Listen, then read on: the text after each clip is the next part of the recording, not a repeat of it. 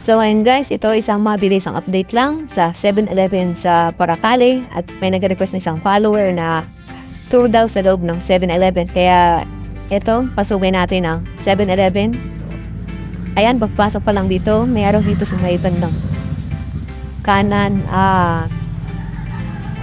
bottled water, tapos may coffee machine.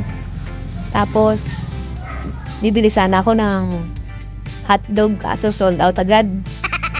At tingin ko, hindi ito nagtagal kanina. So, banda rito, meron namang ano ba ito? So, sa may bandang dulo, mayroong mga drinks, soft drinks, juice, at ito sila namimili na. At sa may bandang gitna, chips, at meron din dito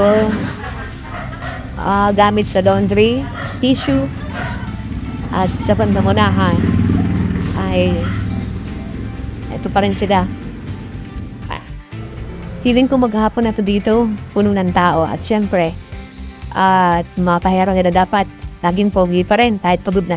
So ito na guys yung 180 degrees view na 7-Eleven sa Paracale. At sa mga nagtatanong, ito yung simbahan, ito yung munisipyo, at dito lang yung 7-Eleven sa may tapat nila. So palagi ko naman alam na ninyo yan. At follow na rin Ting Lies Vlogs.